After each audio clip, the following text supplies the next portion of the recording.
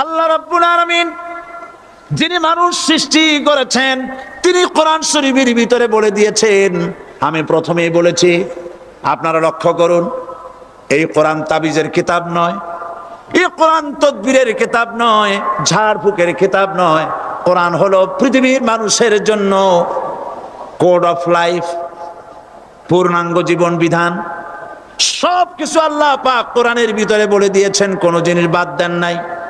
আপনি আমি কেমনে সৃষ্টি হয়েছি আল্লাহ পাক কোরআনের ভিতরে বলেছেন, ইন্না খালাকনাকুম মিন তুরাবিন সুম্মা মিন নুতফাতিন সুম্মা মিন আলাকাতিন সুম্মা মিন মুদগা।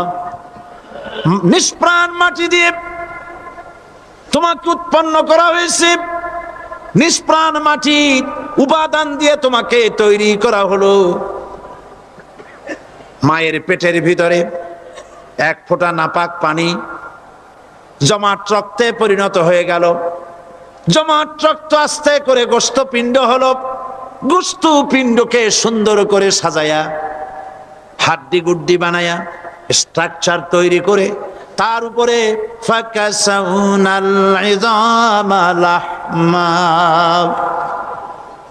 চামড়া দিয়ে গোস্ত দিয়া সাজায়া সুন্দর করে বানালাম।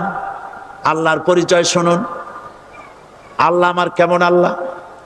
মায়ের পেটের ভিতরে সন্তান বানায়া এরপরে যখন রূহ দেওয়া হয়েছে, ক্ষুধা লেগেছে, খাবারের প্রয়োজন হয়েছে, আল্লাহ রাব্বুল আলামিন ওই কচি বান্দা মায়ের পেটে বসে কি খাবে সেজন্য তার মা চিন্তা করে নাই, বাবা চিন্তা করে নাই, সরকার চিন্তা করে নাই।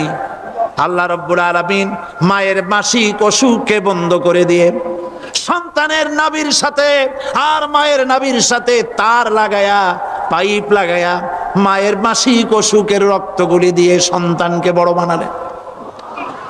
মুখ দিয়া এই রক্ত পান করালেন না, মুখটাকে পবিত্র রেখে দিলেন যাতে করে পৃথিবীতে আসার পর ওই মুখ দিয়া আল্লাহ রাব্বুল আলামিনের জিকির করতে পারো। সন্তান মায়ের ভিতরে পেটের ভিতরে বড় হলো। আল্লাহ রাব্বুল আলামিন বলেন, মাস দিন যখন পুরা হয়ে গেল, সুম্মা নুখরিজুকুম তিফলা, বাচ্চার আকারে পৃথিবীতে নিয়ে আসলাম। এখন খাবা কি? পৃথিবীতে যখন বাচ্চা এলো তখন তার পেটের সাথে যে সংযোগ ছিল মায়ের নাভির সাথে আর সন্তানের নাভির সাথে, সেই সংযোগ তার আর কি থাকলো? কি করা হলো? কেটে দেওয়া হলো। লক্ষ্য করুন, খাবারের জন্য একটি মাত্র পাইপ আল্লাহ লাগাইছিলেন, পৃথিবীতে সন্তান আসার সঙ্গে সঙ্গে পাইপটা কেটে দেওয়া হলো। এবার কি খাবে? আল্লাহ রাব্বুল আলামিন মায়ের বুক থেকে সন্তানের জন্য এবার সিঙ্গেল সিগন্যাল, তার জন্য সিঙ্গেল কোন লাইন যেটা ছিল কেটে দিয়া মায়ের বুক থেকে সন্তানের জন্য ডাবল লাইন আল্লাহ চালু করে দিলেন। এমন দুধ বানায় দিলেন যা শুধু খাবার নয়, শুধু ফুড ভ্যালু নয়। এই দুধের ভিতরে ক্যালসিয়াম, এর মধ্যে ভিটামিন, এর মধ্যে আয়রন, এর মধ্যে মেডিসিন। দুনিয়ার এই সন্তান ছিল ফি কারারিম মাকিন, সুরক্ষিত জায়গার ভিতরে ছিল। কোনো পলিউশন সেখানে যেতে পারতো না, রোগের জার্ম সেখানে যেতে পারতো না। দুনিয়ায় এলো দূষিত আবহাওয়ার ভিতরে। এই সন্তানকে এখনই অ্যান্টিবায়োটিক খাওয়ালে পরে অসুবিধা হবে। আল্লাহ রাব্বুল আলামিন মায়ের দুধের ভিতরে ঔষধ দিয়া রোগের প্রতিষেধক বানায়া দিলেন। এ হলো আমার আল্লাহ। এ আমার কে? আল্লাহ। জোরে বলেন আল্লাহ। আল্লাহ। আল্লাহ রাব্বুল আলামিন মায়ের দুধ দিয়ে সন্তানকে বড় করলেন আর শোনায় দিলেন, খবরদার এই মায়ের সাথে, এই বাপের সাথে নাফরমানি করবি না। মা বাপের জন্য আমার কাছে দোয়া করবে, রব্বির হামহুমা কামা রাব্বায়ানি সাগীরা। সবাই পড়েন আমার সাথে, রব্বির হামহুমা কামা রাব্বায়ানি সাগীরা। আল্লাহ পাক শিখাই দিলেন, বান্দারে আমার কাছে দোয়া করায় আল্লাহ, আমার মা বাপ আমাকে ছোটবেলায় যেভাবে স্নেহের কোলে লালন পালন করেছে, এইভাবে আমার মা বাপ তোমার রহমতের কোলে লালন পালন করো। মনে থাকবে ভাইরা? বলেন মনে থাকবে? প্রত্যেক নামাজের পরে মা বাবার জন্য দোয়া করবেন, বেঁচে থাকুক আর মরে যাক, দোয়া করবেনই, মনে থাকবে? রব্বির হামহুমা কামা রব্বায়ানি সগীরা। আবার পড়েন রব্বির হামহুমা কামা রব্বায়ানি সগীরা। আল্লাহ পাক মায়ের মর্যাদা এত বাড়াইছেন, সাহাবী প্রশ্ন করেছে, ইয়া রাসূলুল্লাহ খেদমত করব কার? হুজুর বলেন তোমার মায়ের, তারপরে কার? তোমার মায়ের, তারপরে কার? তোমার মায়ের, তারপরে কার? তোমার পিতার। বাপের চাইতে মায়ের মর্যাদা আল্লাহ 3 গুণ বাড়াইয়া দিলেন, 3 গুণ বৃদ্ধি করে দিলেন। হাদিস শরীফে এসেছে, হযরত আবী হুরায়রা রাদিয়াল্লাহু তাআলা আনহু রাসূলের কাছে এসে রাতের বেলায় কাঁদতেছিলেন। হুজুর প্রশ্ন করলেন, আবু হুরায়রা কাঁদো কেন? হযরত আবু হুরায়রা বলছেন, হুজুর মা আমাকে মেরেছে। তিনি প্রশ্ন করলেন, আচ্ছা মা তোমারে মারলো কেন? তুমি কি কোনো বেয়াদবি করছো? তিনি বললেন না, তবে মারলো কেন? হযরত আবু হুরায়রা বলেন, ইয়া রাসূলুল্লাহ আপনার খেদমত থেকে বাড়ি ফিরতে আমার দেরি হয়ে গিয়েছিল। গভীর রাত্রে যখন বাড়ি গেছি, মা আমাকে প্রশ্ন করলেন, বাবা দেরি হলো কেন, কোথায় ছিলি? তাম পৃথিবীর মানুষ যেই কদম মোবারক চুমু দিতে পারলে ধন্য হয়ে যায়, সেই আখিরি জামানার পয়গম্বর নবী মুহাম্মদ রাসূলুল্লাহ সাল্লাল্লাহু আলাইহি সাল্লামের দরবার থেকে আসতে আমার দেরি হয়ে গেছে। ইয়া রাসূলুল্লাহ আমার মা আপনার নাম শুনে তার গা জ্বলে উঠল, তিনি কাফের মুশরিকা।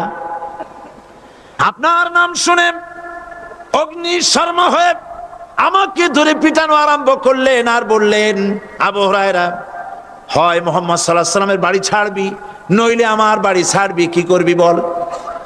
মার খেতে খেতে আমি বললাম, মা তোমার গায়ে যত শক্তি আছে আমারে মারো, তোমার বাড়ি শুদ্ধ তাম দুনিয়াটা ছেড়ে দিতে পারি, মুহাম্মদ রাসূলুল্লাহর কদম মোবারক ছেড়ে দিতে পারি না।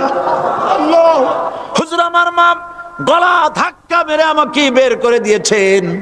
হুজুর বলছেন, আবু হুরায়রা মা তোমাকে মেরেছে আর আমার কাছে নালিশ করছো, আমি তোমার মায়ের কোনো বিচার করতে পারবো না। সুবহানাল্লাহ, এত বড় পাওয়ারফুল নবী, শানওয়ালা, ইজ্জতওয়ালি, বরকতওয়ালি, এত বড় নবী বলছেন মা মেরেছে, আমার করার কিচ্ছু নাই। সুবহানাল্লাহ। তোমার মা মুশরিকা হোক আর যাই হোক, তোমার মা। সুবহানাল্লাহ বলেন। আমার বন্ধুগণ, হযরত আবু হুরায়রা বলেন, ইয়া রাসূলুল্লাহ মায়ের বিরুদ্ধে কোনো অভিযোগ নিয়ে আমি আপনার কাছে আসি নাই। হুজুর বললেন, কেন আসছো বলো খুলে। আবু হুরায়রা বলেন, হুজুর আমি জানি আপনি আল্লাহর দরবারে যদি কোনো ব্যাপারে হাত তোলেন আল্লাহ মঞ্জুর করে ফেলেন।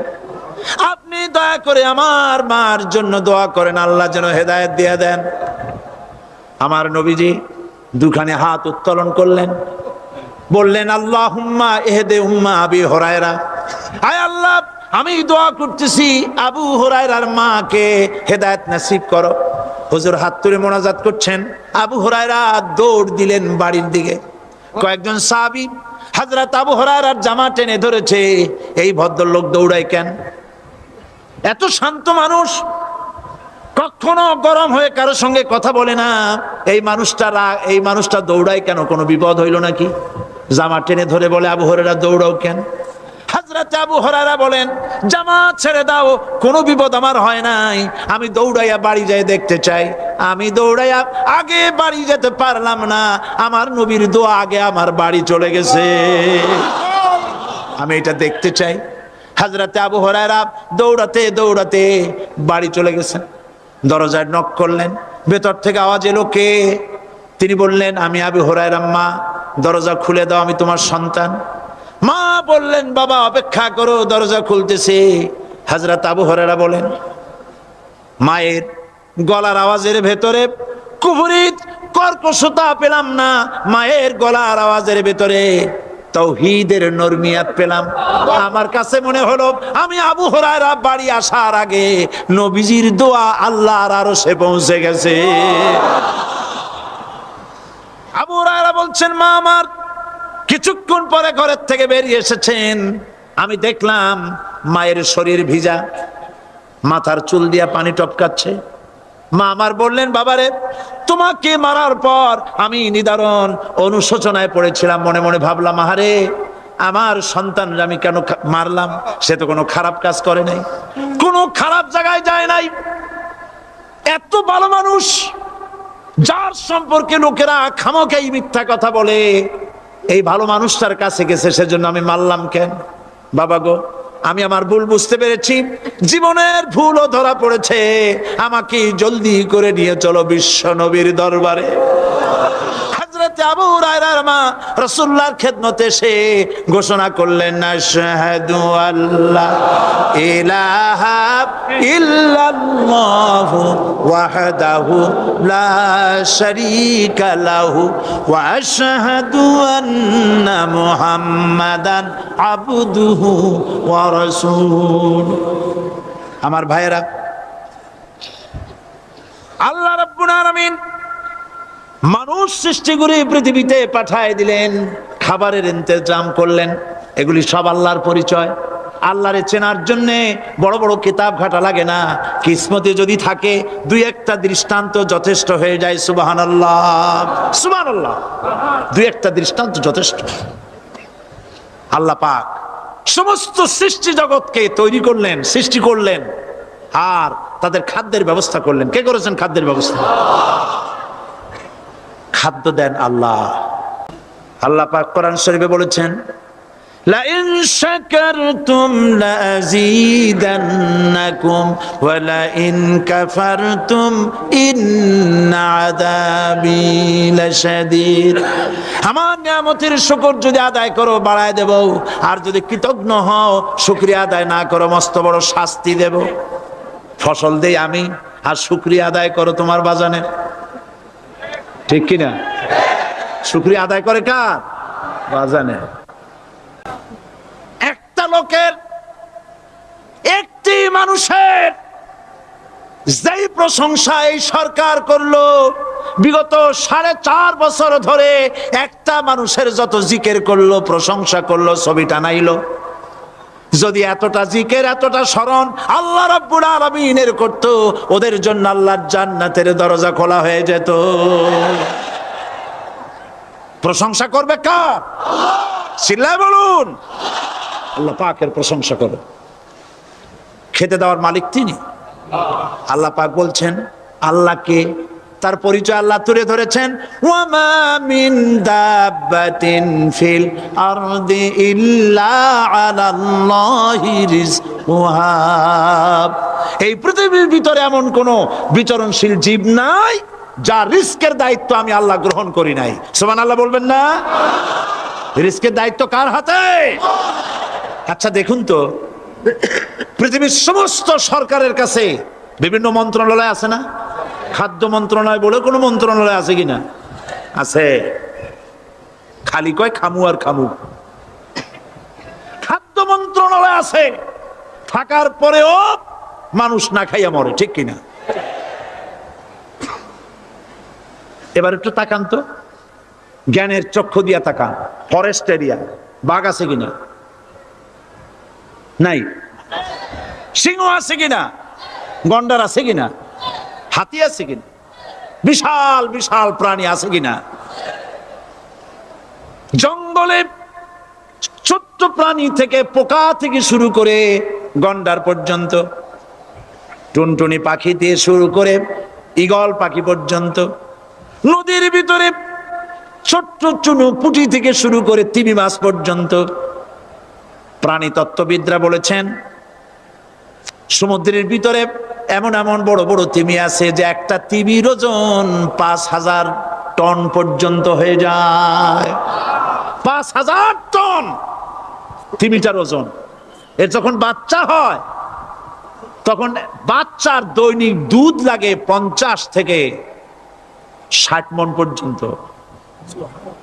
কে ব্যবস্থা করে? রুহানমান ফেরেশতা তো, ওর মা যেমন বাচ্চাও তো সেরকম হবে, ঠিক কিনা? কে দেয় খাবার?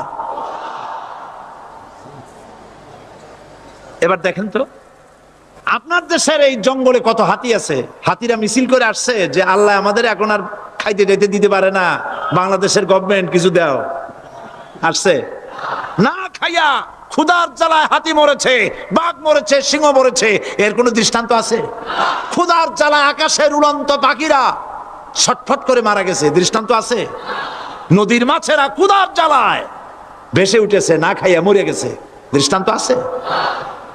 মহান আল্লাহ রাব্বুল আলামিন কোরআন শরীফের ভিতরে বলেছেন, অনেক প্রাণী এমন আছে যারা তাদের খাদ্যকে সঞ্চয় করে না, খাদ্যকে জমা করে না, আহরণ করে না। সকাল বেলায় একটা খাবার খেলো, দুপুরে কি খাবে তার জানা নাই।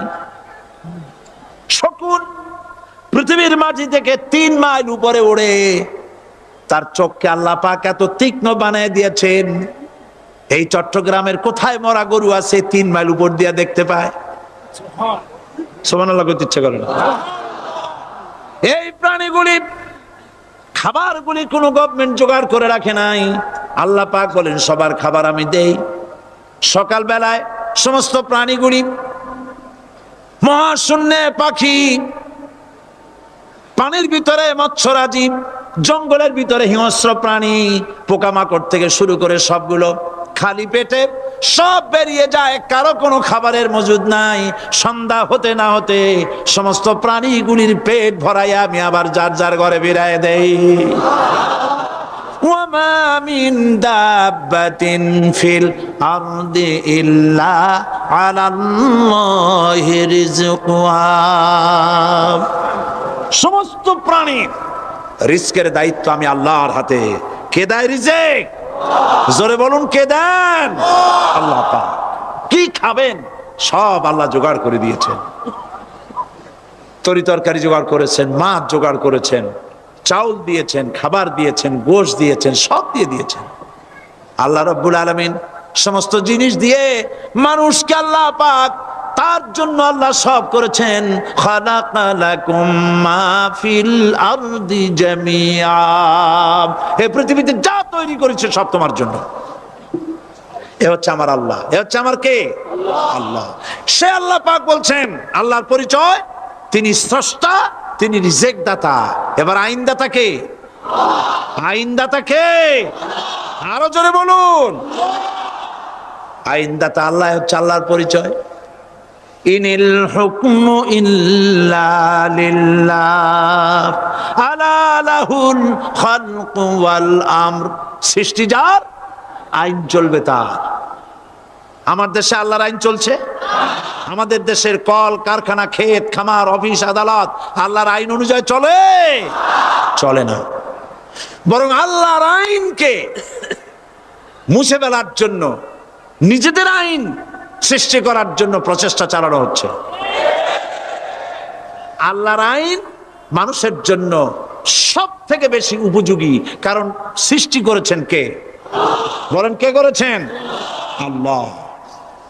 প্রত্যেকটি মেশিন আপনি যা কিনবেন, রেডিও হোক, টিভি হোক, যে কোনো যন্ত্র হোক, গাড়ি হোক, তার সাথে একটা লিটারেচার, একটা বই তার সঙ্গে দিয়ে দেওয়া হয়।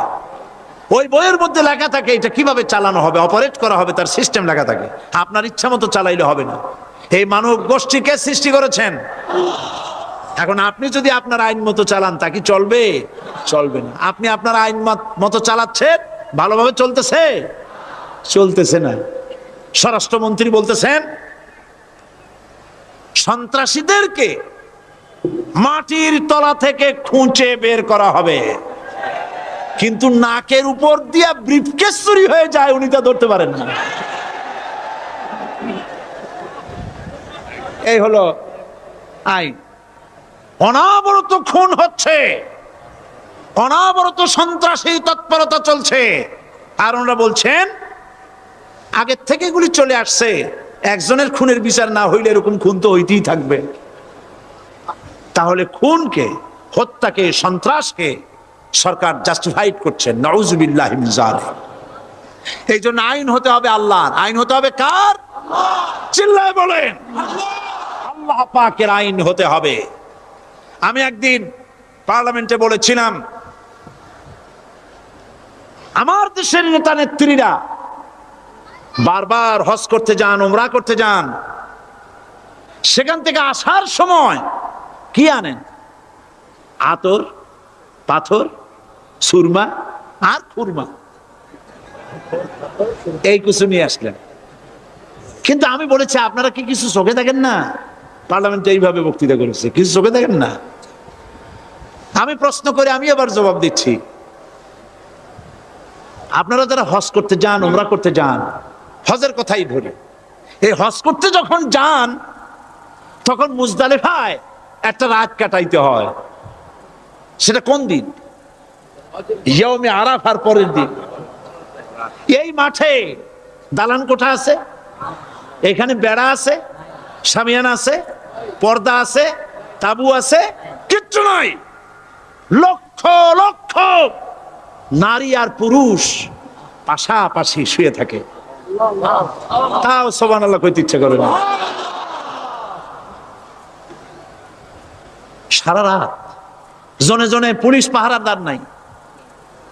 কিরকম মেয়ে এলো, চাঁদের সৌন্দর্য হার মানায় দিতে পারে এরকম সুন্দরী, এরকম সুন্দরী নারী, সুদর্শন পুরুষ পাশাপাশি রাস্তার ধারে মরুভূমির ভিতরে সারা রাত কাটাচ্ছে। ইয়ৌমে আরাফার পরের রাতটা, একটা রাত পুরা।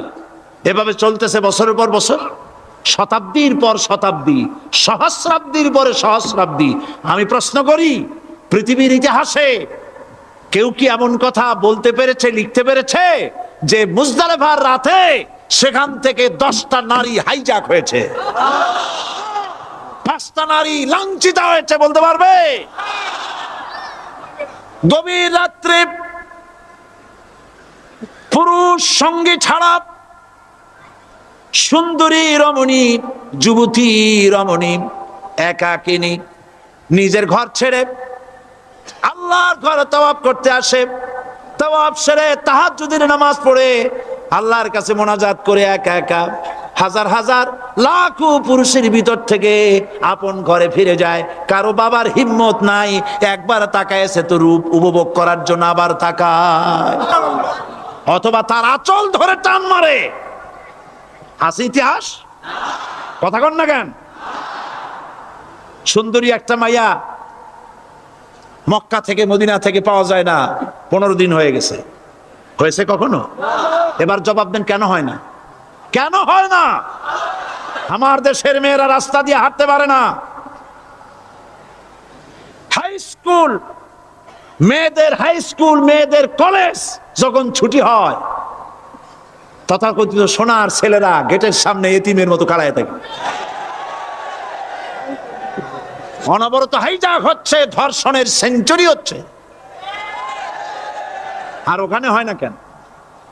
ওখানে হয় না এই কারণে, এই কোরআনের আইন, আল্লাহ রাব্বুল আলামিন যে আইন দিয়েছেন, ওখানে আইন বলবৎ আছে। আছে নাকি? আছে কিনা? কোন পুরুষ কোন নারীকে ধর্ষণ করেছে যদি প্রমাণিত হয়, সে যদি ফাহাদের ছেলে হয় আর ফাহাদের মেয়েও হয়, কোরআনের শাস্তি হলো পাথর দাও। তাকে জানিয়ে দেওয়া হবে রেডিও টিভির মাধ্যমে, জেনাকারের ব্যভিচারীর শাস্তি হবে। চতুর্দিকে হাজারো লোকেরা দাঁড়াবে, হাতে নিয়ে পাথর পড়ে যাবে। এই দৃশ্য যারা দেখবে স্বচক্ষে, রেডিওতে, পত্রপত্রিকায়, আর 1 বছরের ভেতরে খুন করার হিম্মত কারো কলিজায় উঠবে? জেনাকারের পাথর মেরে দেওয়া শাস্তি যদি চোখে কেউ দেখে, জেনা করার পুলক আর জাগবে? এটা নাম আল্লাহর আইন। এই আইন কার? এই আইন কার? এই আইন, এই আইন যতদিন পর্যন্ত বাংলার মানুষের, মুসলমানদের উপরে কার্যকরী না হচ্ছে, এই দেশে কার্যকরী না হবে, ততদিন পর্যন্ত হত্যা, ধর্ষণ, খুন বন্ধ হবে না। বন্ধ হবে? সুতরাং এই আইন হচ্ছে কার? আরো জোরে বলেন, আল্লাহ রাব্বুল আলামিন। মহান আল্লাহ রাব্বুল আলামিনের এই আইন অনুযায়ী যদি দেশ চলে, মানুষ শান্তি পাবে, চুরি বন্ধ হবে, ডাকাতি বন্ধ হবে, জেনা বন্ধ হবে, হত্যা ধর্ষণ বন্ধ হয়ে যাবে। নবীজি এমন একটি আইন চালু করে দিয়ে, কোরআনের বিধান চালু করে দিয়ে এমন একটা সমাজ চালু করেছিলেন, যেই সমাজ সম্পর্কে হুজুর নিজে বলেছেন, খায়রুল কুরুনে কারনি, সর্বশ্রেষ্ঠ যুগ হলো কার যুগ? আমার যুগ। সুবহানাল্লাহ বলেন। রাসূলের যুগ হলো সর্বশ্রেষ্ঠ যুগ। সেই কোরআন, সেই হাদিস আজও আছে না নাই? বলেন জোরে, আজও আছে না নাই? সেই কোরআন এবং সুন্নাহ দিয়ে দেশ শাসন হোক, এটা কি আমরা চাই? কারা কারা চাই? দু হাত উঁচু করে দেখান। কোরআনে কারীম বলছে, লিল্লাহি মা ফিস সামাওয়াতি ওয়া মা ফিল আরদ, আকাশ এবং জমিনের ভিতরে যা কিছু আছে সব কিছুর মালিকানা কার? জোরে বলেন কার? আল্লাহ রাব্বুল আলামিন হচ্ছেন এর একচ্ছত্র মালিক। সুতরাং বান্দাদের কাছে কিছুদিনের জন্য এগুলিকে আমানত রাখা হয়েছে। আমাদের ঘর আছে, বাড়ি আছে, ব্যবসা আছে, বাণিজ্য আছে, জায়গা আছে, জমিন আছে, গরু আছে, বাছুর আছে, এই সবগুলি কিছুদিনের জন্য আমাদের কাছে কি রাখা হয়েছে? আমানত। আমানতের মাল আপনি আপনার ইচ্ছা মতো খরচ করতে পারবেন না। আমানতের মাল কি ইচ্ছা মতো খরচ করা যায়? যায় না। আমানতের মালকে খরচ করতে হলে মূল মালিকের ইচ্ছা অনুযায়ী খরচ করতে হবে। মূল মালিককে আল্লাহ রাব্বুল আলামিন বলছেন, ইন্নাল্লাহা ইশতারা মিনাল মুমিনিনা আনফুসাহুম ওয়া আমওয়ালাহুম বিআন্না লাহুমুল জান্নাহ, আমি আমার মুমিনের জান এবং মালকে খরিদ করে নিয়েছি, বিনিময় জান্নাত দিয়ে দিয়েছি। তোমার কাছে যে জান আছে, মাল আছে, এটা তোমার নয়, এটা আমার আমানত তোমার কাছে। সুতরাং এই আমানত খরচ করতে হবে মূল মালিকের ইচ্ছা অনুযায়ী। সমাজের এক শ্রেণীর লোক প্রচুর বিত্তের মালিক হবে, সমাজের এক শ্রেণীর লোক প্রচুর বিত্ত এবং সম্পদের মালিক হয়ে ভোগ বিলাসের আনন্দের স্রোতে ভেসে যেতে থাকবে, নিজেকে ভাসিয়ে দেবে। আর এক শ্রেণীর লোক অনাহারে অর্ধাহারে কষ্ট করবে।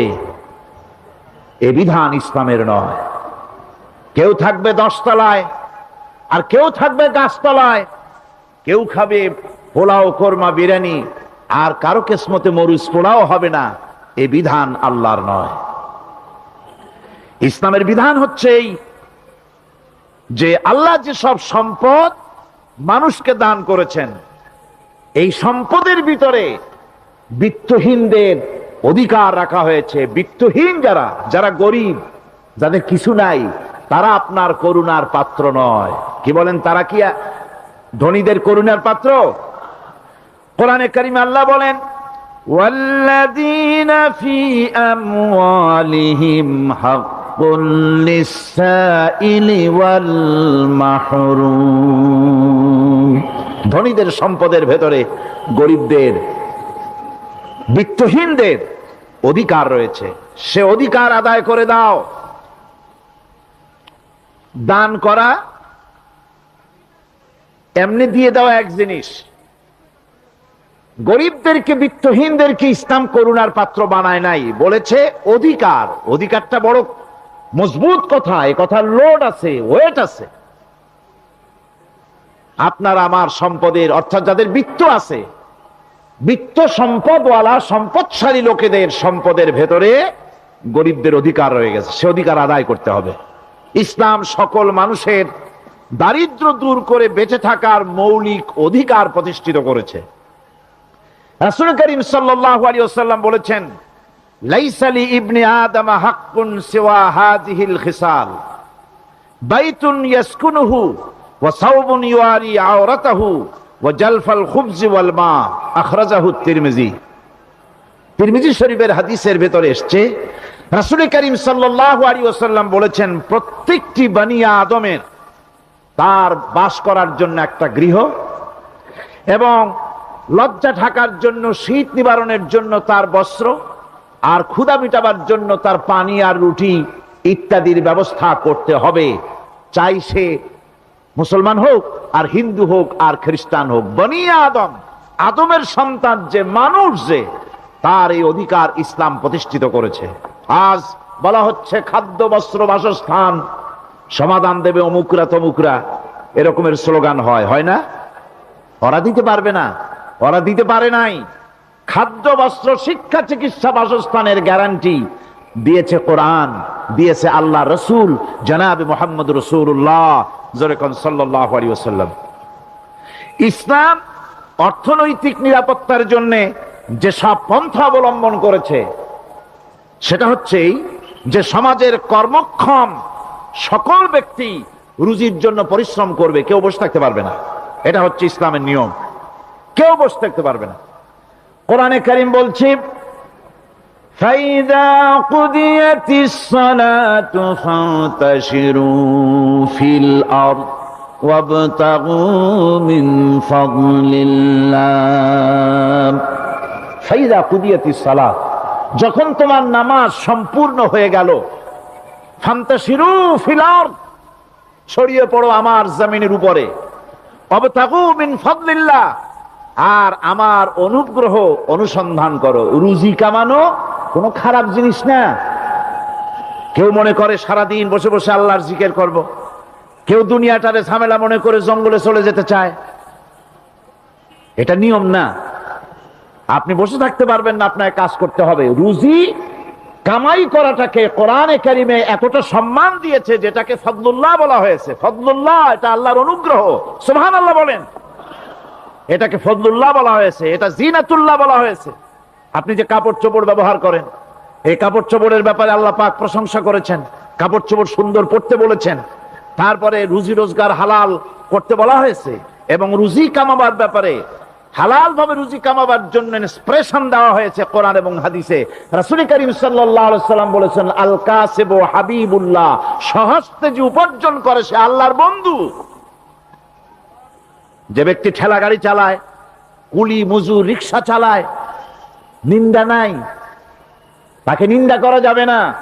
রিক্সাওয়ালাও একটা গুরুত্বপূর্ণ দায়িত্ব পালন করছে। কুমার, কামার, তাঁতি, জেলে, ধোপা, নাপিত সবাই কাজ করছে। প্রত্যেক কাজের সম্মান ইসলাম দেয়। সুবহানাল্লাহ কোন। সমস্ত কাজের সম্মান আছে, শুধুমাত্র সম্মান নাই চুরির কাজের, ডাকাতির কাজের, সন্ত্রাসের কাজের, চাঁদাবাজির কাজের, মাস্তানির কাজের। এই সব কাজ নিন্দনীয়, এবং এই সব কাজ নিতান্ত বাজে কাজ। এ কাজের কোনো সম্মান নাই। সম্মান হচ্ছে নিজের হাতে কামাই করে সারা দিনে এক মুঠো খাবারও যদি খান, আপনার খাবারের চাইতে হালাল খাবার কারো হতে পারে না। আল্লাহর বন্ধু সোজা কথা না। আল কাসিবু হাবিবুল্লাহ, সহস্ত উপার্জনের এত বরকত। সেজন্য অর্থনৈতিক নিরাপত্তার জন্য সমাজের প্রত্যেকটি কর্মক্ষম লোককে কাজ করতে হবে। কি করতে হবে? নামাজ পড়া হয়ে গেছে, এখন আর বসে থাকা চলবে না। নেমে পড়ুন কাজের জন্য, আল্লাহর অনুগ্রহ অনুসন্ধান করুন। এরপরে আল্লাহ পাক বলছেন, আমার অনুগ্রহ রুজি কামাও, আর রুজি কামাবার সময় ওয়াজকুরুল্লাহ যিকরান কাসীরা লাআল্লাকুম তুফলিহুন। আর জিকির করবা আমার বেশি, আমার জিকির করবা। বলা হচ্ছে রুজি অনুসন্ধান করো, আর বলা হচ্ছে আমার জিকির করো। তো জিকির আর রুজি সন্ধানের ভিতরে সামঞ্জস্য কি?